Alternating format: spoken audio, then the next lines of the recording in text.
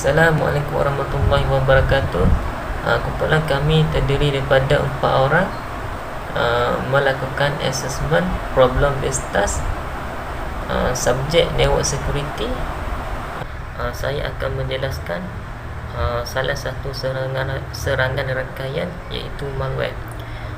Malware adalah salah satu serangan cyber yang paling teruk yang secara khususnya dirancang untuk memusnahkan atau untuk mendapatkan akses tanpa izin ke atas sistem komputer yang disasarkan.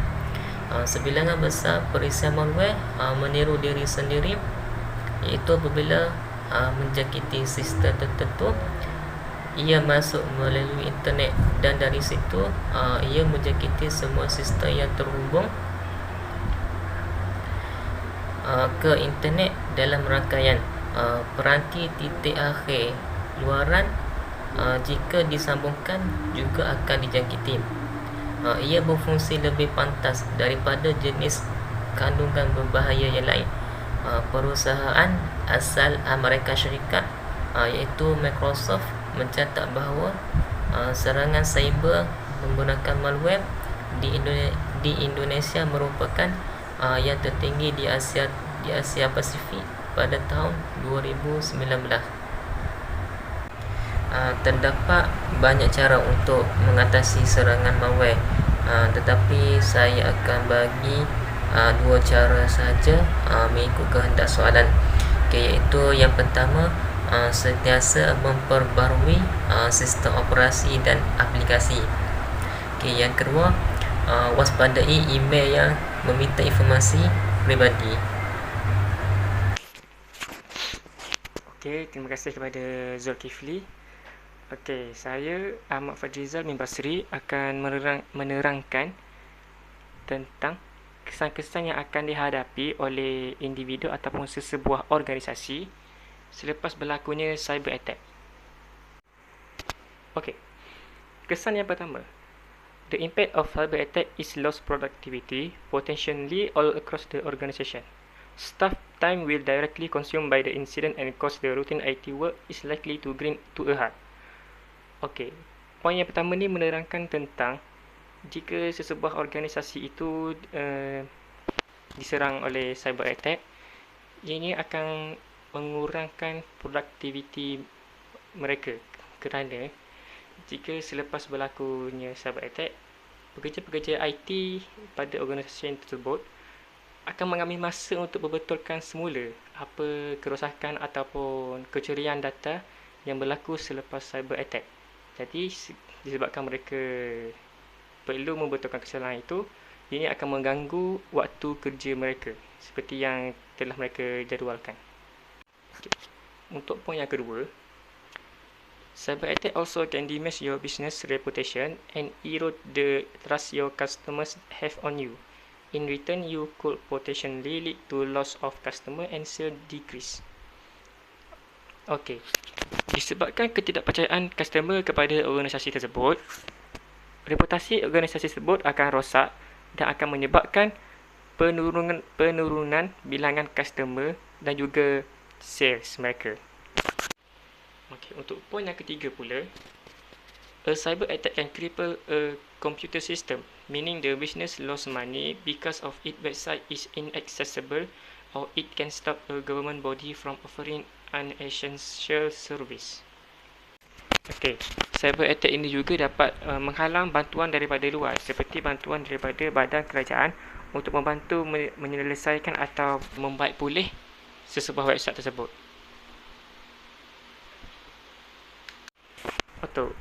Untuk poin yang keempat ataupun poin yang terakhir, this leads to serious invasion of privacy and can allow the attacker to access very sensitive private information, or better known as identity theft. Becoming the victim of cybercrime will cause long-lasting effect on life. Poin yang keempat ini menerangkan tentang jika seseorang itu menjadi mangsa kepada cyber attack, maklumat peribadi mereka akan dicuri oleh hacker yang melakukan cyber attack tersebut. kecurian ini dipanggil sebagai identity thief, kecurian identiti. Okey. Keburukan bagi kecurian identiti ini mangsa kepada jenayah cyber ini akan menjejaskan keamanan hidup mereka bagi masa yang lama kerana data mereka berada pada tangan orang yang salah. Okey, itu sahaja daripada saya. Seterusnya saya akan serahkan kepada Akif Izani untuk menerangkan poin beliau. Based on the attack threat happen to the individual organisation or some company, here's the security guideline on what they should do and don't. Okay, first, set clear administrator privilege. An important first step in providing security for your network is to establish an enforcement administrator privilege, managing who has authorization to install software and change system configuration setting. Okay, second, secure your private network. Many intranet or private network consists of multiple local area network line designed to connect your computer to resource such as printer, server and other application. Trace department business function from the user computer back to the physical server that house their data. Your network design should allow you to have access to the information they need to do their job. Second, employment by configuring demilitarized zone or DMZ. In a network security, endpoint security refer to a protection of the private network where it intersect with public network. The common device used at this endpoint to connect to the public network include mail server to send and receive email, web server to host website, and proxy server to handle requests from client and seeking resource. A common security configuration to protect this endpoint is a demilitarized zone DMZ. A DMZ is a computer network with a firewall and other prevention system inserted as a neutral zone between a company private network and the outside public network. All incoming and outgoing communication pass through the firewall and intrusion detection and prevention system prior to entering the private network. Maintain firewall. Okay, maintain firewall. Firewall are fundamental network security solution. They are used to permit only appropriate traffic to enter and leave the private computer network. In addition to using firewall to protect your private network from the internet, next, use encryption program. When used properly, encryption technology can virtually prevent file directory or disk from falling into an unauthorized hand. Okay, last but not least, backup everything all the time. Having one copy isn't enough. So to be safe, you need 3 copies of everything. The original, the backup for yourself, and offset copy, which could be stored in the cloud. There are a number of available offset backup systems that will continually monitor your data, change and make copy of this, change as they occur automatically and in the background. To maintain a local copy, you will need a separate storage device, perhaps an external hard drive or a separate computer. Flash drive are also an expensive way to store material. With your original data on your computer, your change save offsite continuously and regular incremental copy of your data stored locally. You have a backup system that relatively simple to implement and maintain, affordable and automated. Okay, here's the thing that some company or organization, either the personnel, shouldn't do. Okay, first, don't store sensitive information in portable device without strong encryption. Don't leave your computer sensitive document unlocked. Second, don't click on link from an unknown or untrusted source. Cyber attacker often use them to trick you into visiting malicious site and downloading malware that can be used to steal your data and damage your network. Okay, third, don't install unauthorized program on your work computer. Malicious application often pose as legitimate software. Contact your IT support staff to verify if an application may be installed. Okay, fourth, don't post any private sensitive information such as credit card number, password or other private information on public site, including social media site, and don't send it through email unless authorized to do so. Don't use privacy setting on any site to restrict access to your personal information. Don't solely rely on antivirus program to protect you. They can keep up with the threat and may in fact create a vulnerability in your system that expose you to cybersecurity risk. They can also provide you with a false sense of security. You should still have them in place because they can provide warning and block certain type of malware attack. You should update to them regularly. Assalamualaikum warahmatullahi wabarakatuh. Okey, hari ni saya buat nombor 5, design a secure server room in Polytechnic Terengganu. Okay, ini adalah contoh design room yang saya buat, saya dan rakan-rakan saya buat. Okey. Di sini kita boleh lihat ada 2 firewall yang menghalang untuk masuk ke dalam server. Okey. Di sini data akan masuk daripada internet ke router, di mana di router itu akan ada satu firewall untuk diakses. Okay, apabila masuk ke router, dia akan berpecah. Apabila dia mau pergi ke wireless hub, dia akan ada satu lagi firewall yang akan menghalang dan akan diakses situ. Baiklah.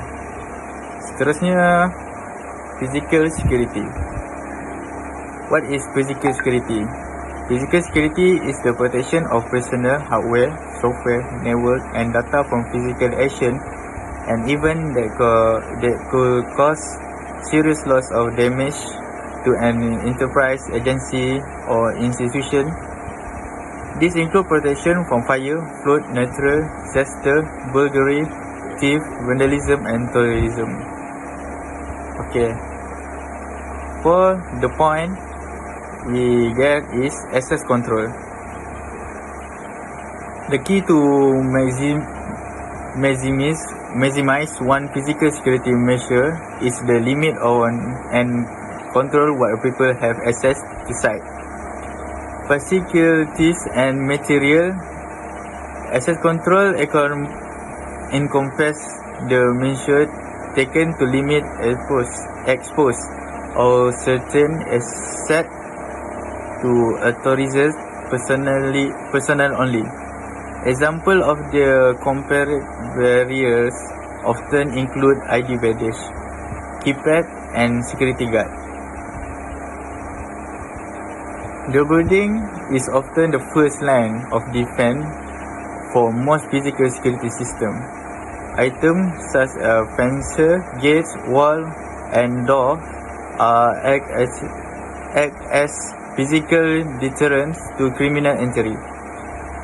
Additional lock, barbed wire, visible security measure and sign of reduce the number of casual attempts carried out by cyber criminals.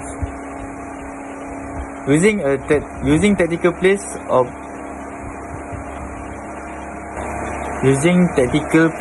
status organization can make it more difficult for attackers to access a valuable asset and information. Similarly, this barrier increases the time it takes for threat actor to successfully carry out act of thievery, vandalism or terrorism.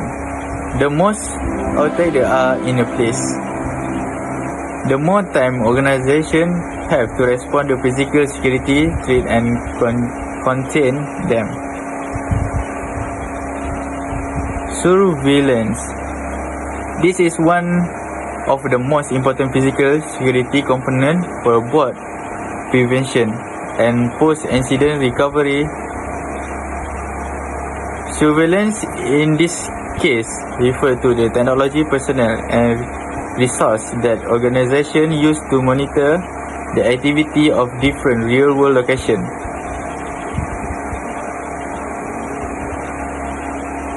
Location and facilities. This example can include patrol guard, heat sensor and notification system. testing. Physical security is a preventive means, incident response tool. Disaster recovery plans. For example, center on the quality of one physical security protocol. How well a company identifies, responded to and contain a threat. The only way to ensure that the SARS-DR policing and procedure will be effective when the time comes is to implement activity testing. Thank you. Terima kasih kerana sudi mendengar pandangan kami. Sekian, terima kasih.